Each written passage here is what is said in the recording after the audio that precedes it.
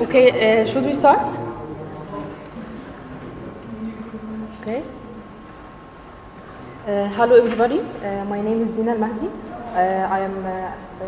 My field is an architect, and I'm an assistant lecturer at the British University in Egypt. I'm now preparing my PhD at Cairo University. My topic is virtual reality and my topic is virtual reality in heritage sites. Let me start some question.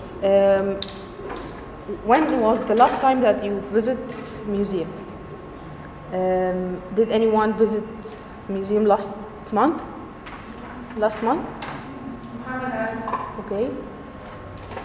Last 3 months? How many? Okay. Last 6 months? Okay. Last year? Okay.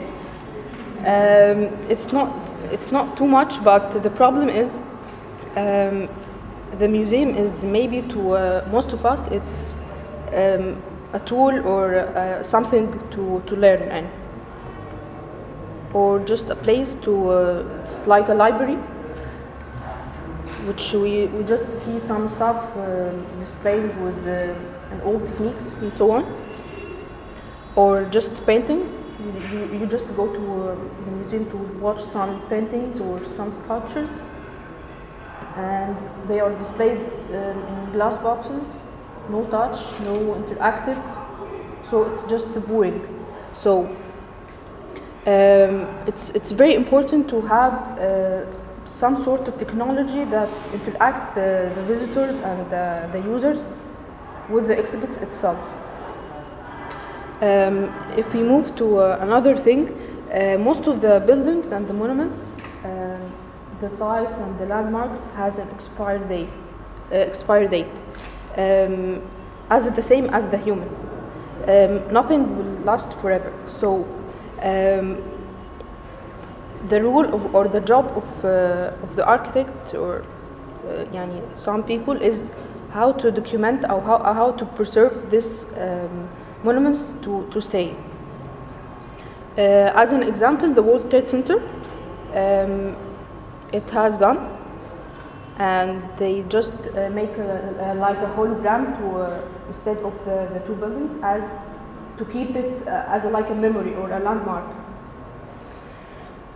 Abu Simbel temple, it's also was going to be damaged, so the UNESCO have just moved the whole temple to another mountain, and even the pyramids. So all this kind of monuments or buildings has an expiry date.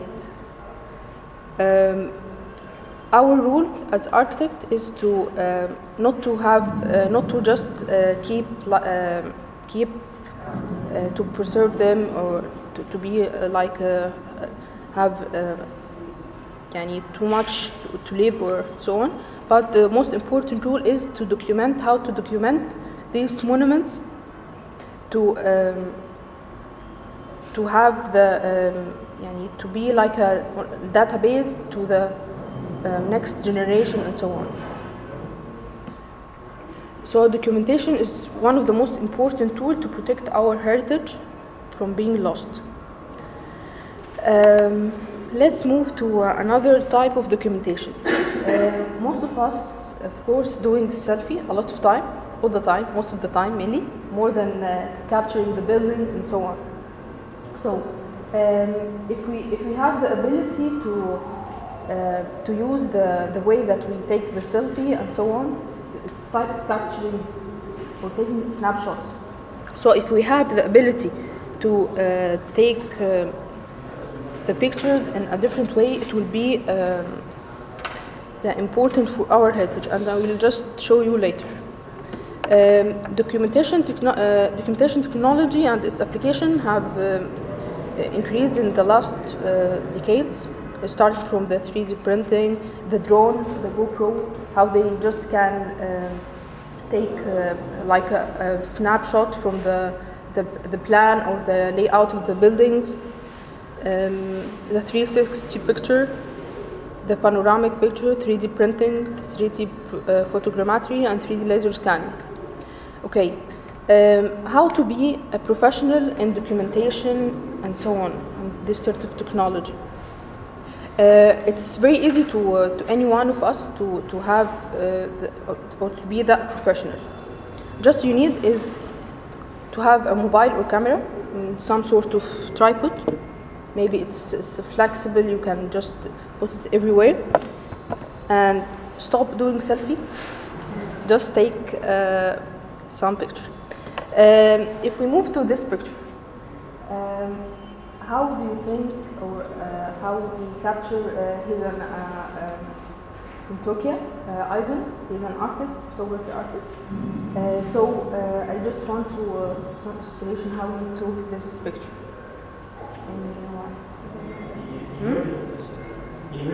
Yes.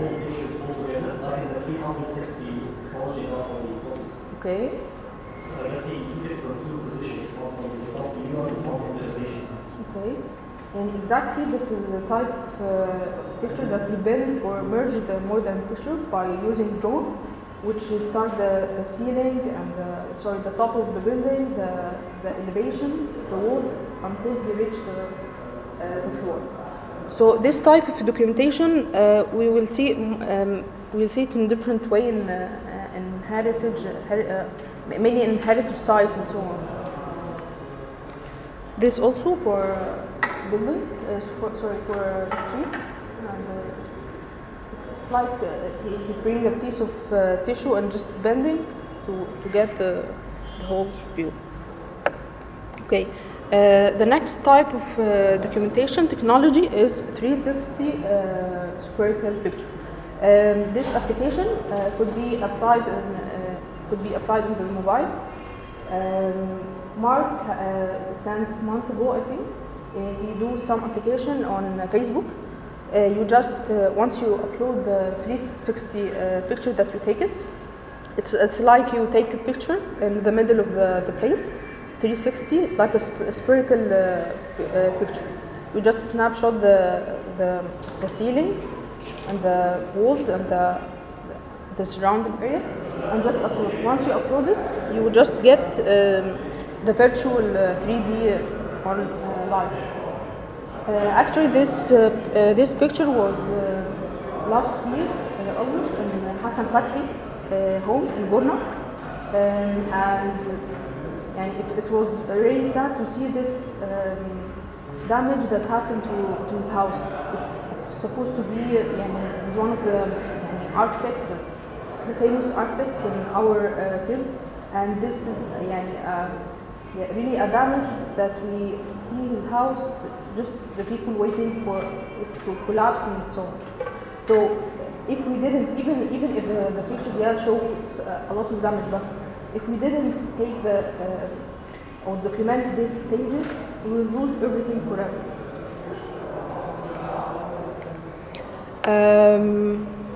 Someone will know what is this?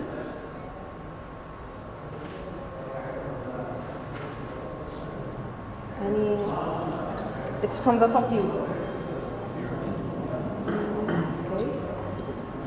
This is a 3D printing, a chair. This was built by a robot or 3D printing.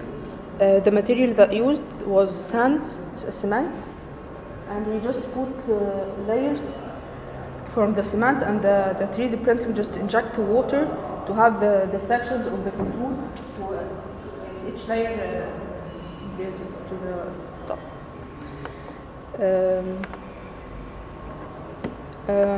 Actually, the 3D printing also, now they are using the robots to build different types of bridges, and even 3D printing. This was in Amsterdam. It's a 3D printing house, totally. They just not use any type of technology, only 3D printing. The next documentation technology is the 3D photogrammetry. Yesterday we see some of this technology. The advantage of this technology is that they just give us the material or the texture of the material and how you can document the building from by the it's material, it's real material, it's real texture. You just go around the building and take like a snapshot in the vertical direction and just move to, and just you can upload this I think the PhotoScan program. You can upload the picture and you just merge the picture and make the 3D model over there. So this way can be applied in most of our historical buildings and so on.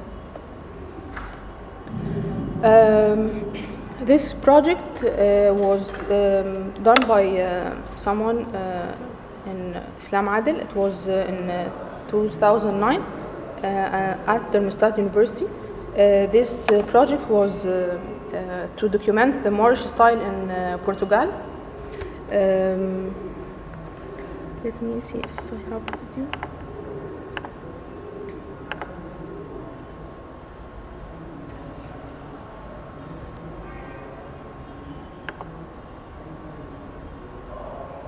Okay.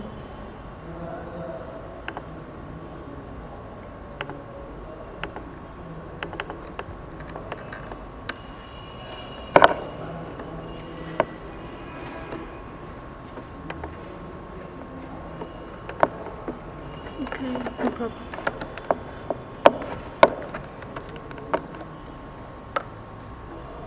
Okay, this project was, they just document some sort of sites and different sites in this country. And once you enter this, or just press to this picture, it takes you to the context, and you can zoom in and see the texture, see the people, how they was lived and so on. But it's some sort of static technology. If we just my addition to this technology, if it's going to be more advanced, is to have the social layer, or how the people was interact, to just make like a timeline. The people in the last 10 years not the same as, and so on. So why we use virtual reality? Virtual reality, one of the advantages of virtual reality is to we can visit the places that don't exist anymore. It shows us the difference of the timeline of the history. We can travel to different countries when you just be in your same place. It's available to everyone and everywhere, and it allows you to display what you want, not in a moment or a different moment. And it see the unseen. Okay. The virtual reality has this, mainly the 3 I's, which is immersion, interaction, and imagination. If you know Dale, Dale has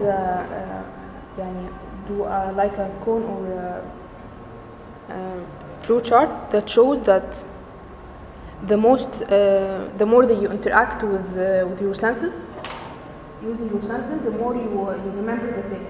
So if you see that the 10% you remember when you read something, and 20% when you hear something, and you remember 30% when you see something, and 50% when you see and hear, and 70% when you see the essay or talk or write, and 90% when you do. So by engaging the people or the visitors itself, and let them interact and engage within the display or the building, will be more efficient. Let us go to a different, not a different technology, but the development of the digital technology in games. First of all, there was a video games. Then it's developed to be like a computer. Then a PlayStation, PSP. Then the Wii, and the Xbox, Till the Xbox, the player or the user was the controller. Just like I'm the controller in the game. But once the Pokemon Go and so on, this technology is controlling us. So this is a very dangerous thing, or the comparison between both of them. Virtual reality, in a quick word, is it take you from the present to from the present or to the reality, from the reality to virtuality, otherwise in past or the future. I will show you this case study. Was in Natural History Museum in Berlin. This museum was displaying a skeleton of dinosaurs, but they have a different technology in displaying this skeleton, which is something called gyroscope. Gyroscope is a type of telescope. Just you track the telescope on the skeleton itself. It's turned into the skeleton, to be like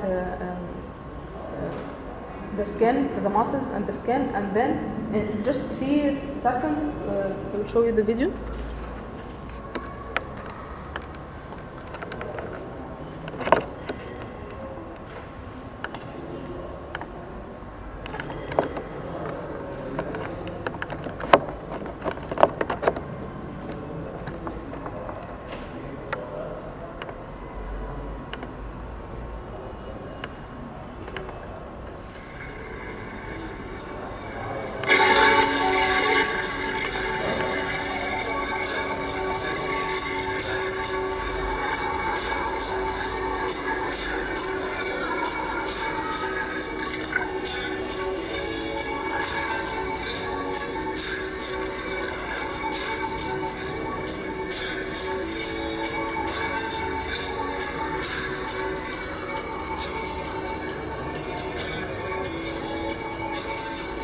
This is how you see it in the scope, in the stage.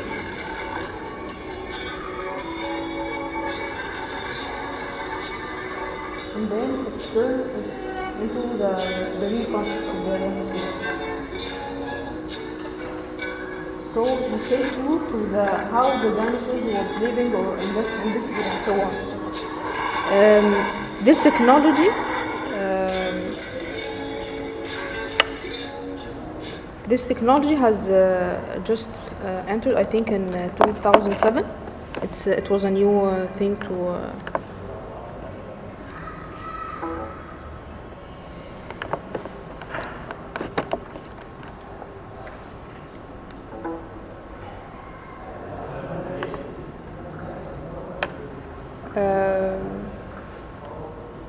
Okay.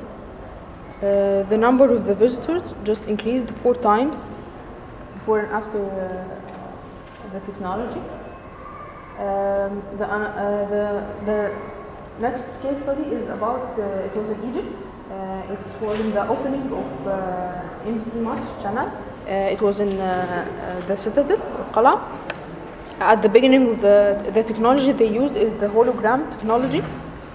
In every ceremony, most of the people are supposed to show, waiting to a singer or some sort of different way to present or to celebrate. But in this time, they use the hologram technology into bringing back to or rebirth the past or the dead people, which was Kulthum.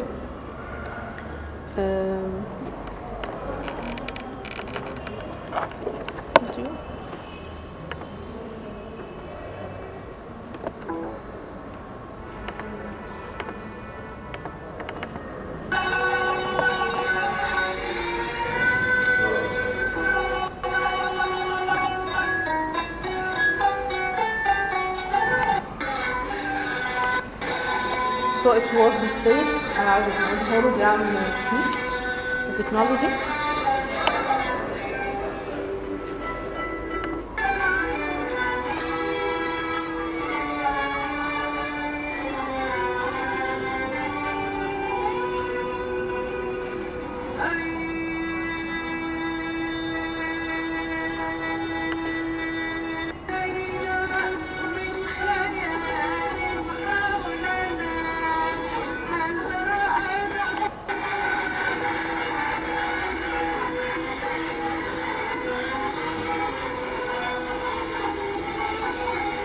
So they use the hologram technology to bring the life to the person who just died in the historical, the vehicle.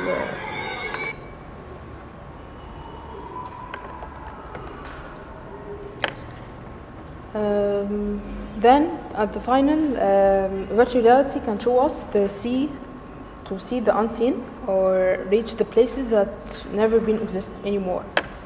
So virtualize our heritage. And thank you.